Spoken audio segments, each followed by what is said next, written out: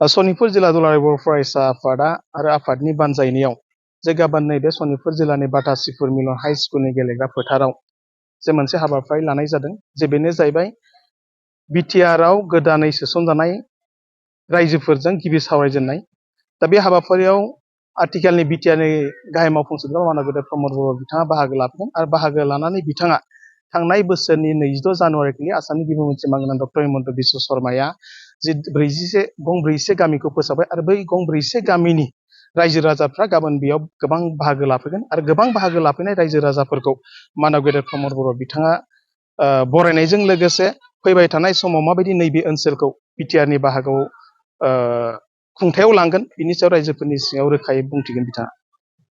BTR जि गोजोन गोरोबथा बे गोरोबथानि गेजेरजों सनितपुर आरो खोलानि रायजो राजाफ्रा मा मा मोननो थांगासिनो दं? बिटिआर गोजोन गोरोबथानि गेजेरजोंथ' सनितपुर जिल्ला आरो बिश्वनाथ जिल्लानि रायजो राजाफ्राथ' गोबां माखासे मोननो थांगासिनो दङ आरो बेबायदिनो थांनाय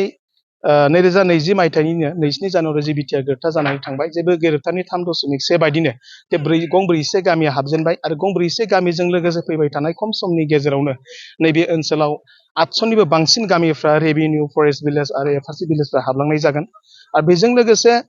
जि मोनसे बिटिआर गोरोबथा आरो बे बिटिआर गोरोबथानि गेजेरजों गोबाव सम दिन्दां जानानै थानाय बर'फोरनि जि सनितपुर आरो बिश्वनाथ जिल्लानि बयनिख्रुइ बांसिन गिदिरसिन जेंना बे 5.3नि गेजेरजों सुस्रांजानो थांगासिनो दं आरो बेबायदिनो बे दफानि गेजेरजोंनो जे देग्लायसिम नै दाख्लैबावै भग्राजुलियाव 10 मार्चखालि जि हा रानबाय जे बे हा राननायजों गासै 9,000निबो बांसिन बर' न'खरफ्रा सनितपुर आरो बिश्वनाथ जिल्लानि बर'फ्रा हानि मोन्थायखौ मोननानै थांबाय आरो बेबायदिजों लोगोसे फैबाय थानाय समाव 6.3नि गेजेरजों नैबे ओनसोलाव जि भेन्सार फरायसालिफोर दङ बे सरकारि जानो थांगासिनो दं आरो बेबायदिनो नैबे ओनसोलनि इजिएस आपग्रेडसन फरायसालिफ्रावबो दिनैसिमबो जेबो फोरोंगिरिनि पस्ट गैयामोन बेखौ फैबाय थानाय खम समनि गेजेरावनो पस्टआ क्रिएसन खालामनानै बेबायदि लांनाय जागोन आरो बेबायदिजों लोगोसेनो बिटिआर गोरोबथानि 8.4नि गेजेरजोंबो जे नैबे ओनसोलाव थांनाय 1987 मायथाइनि 2 मार्चनिफ्राय जि आलादा रायजो बदलनि थाखाय सनितपुर आरो बिश्वनाथ जिल्लानि रायजोफ्रा जि सोमावसारनानै 1135 जन टटेल गिबि खेबनि जि मोनसे सोमावसारनाय बे गासै 1135 जन मुंख्लं जादोंमोन बिनि गेजेराव नैबे सनितपुर आरो बिश्वनाथ जिल्लानिफ्राय गासै 601 सुबुंफ्रा मुंख्लं जादोंमोन आरो बेबायदिनो बिटिसि गोरोबथानि सिगां जि मोनसे मुभमेन्ट जादोंमोन बेयावबो गासै गोबां बर'फ्रा बेयाव जिउ बावदोंमोन आरो बेबायदि जिउ बावनायनि गेजेरजों थांनाय 17 बोसोर सरकार सालायनायावबो जे बिथांमोना खुनु जास्टिस मोनाखै बेबायदिनो 8.4नि गेजेरजों दफानि गेजेरजों जे फैबाय थानाय खम समनि गेजेरावनो जे 5 लाख करि अनसुंथाइ मोनगोन बे बिटिआर गोरोबथा बायदिनो स्पिरिटआव मावफुंजागोन आरो बेबायदिनो बावैसो सिगां जे बिटिआर गोरोबथानि जि मोनसे रंजानाय सान जे 4थि जि मोनसे गोरोबथा सान फालिदोंमोन क'क्राझाराव बिथांमोनाबो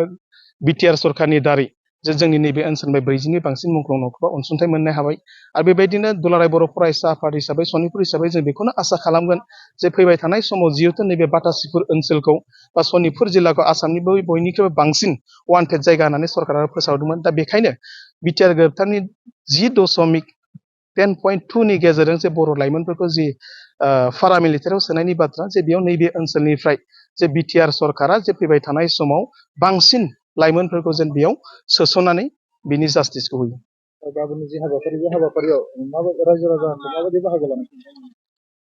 सनितपुर जिल्ला दुलाराय बर' फरायसा आफादनि जानानै जों रायजो राजाफोरखौ बेखौनो खावलायगोन जे गाबोननि हाबाफारियाव जिहेतु मानव गेदेर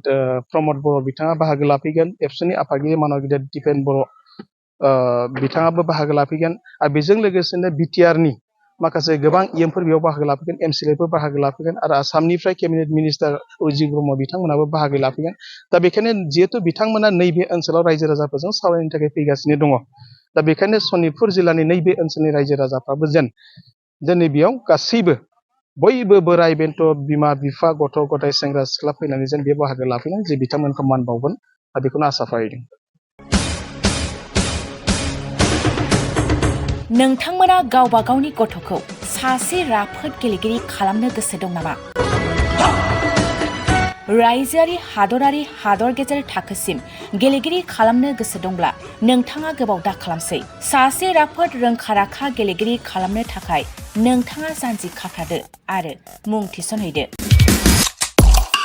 चिरां जिल्लानि सिङाव थानाय सोलिफु फोरोंसालि बल्लामगुरि काराटे एकाडेमि फोनांजाब राहा 8720903713 बड' हाउस काराटे एकाडेमि दलाइगाव फोनांजाब राहा 6900451157 बेंटल काराटे एकाडेमि फोनांजाब राहा 9678041226 बिरनगाव काराटे एकाडेमि फोनांजाब राहा 6901341656 आरो दालिगाव काराटे एकाडेमि फोनांजाब राहा 8720903713 बैफोर मख'नाय सोलोंसालिनिफ्राय सिगांनिफ्रायनो रायजोआरि हादर गेजेरारि थाखोनिफ्राय बान्था मोननो हानाय सोलोंसाफोर मोननो हाबोनाय सोलोंसालि बे मख'नाय फोरोंसालियाव रोंगौथि गोनां फोरोंगिरिया फोरोंथाय होनानै नोंथांनि गथ'खौ सासे राफोद गेलेगिरि सोरजिनायाव मदद आरो जाफुंसार खालामगोन। अब्ला मानोथो गोबाव खालामनो थाबैनो मुं थिसनहैदो।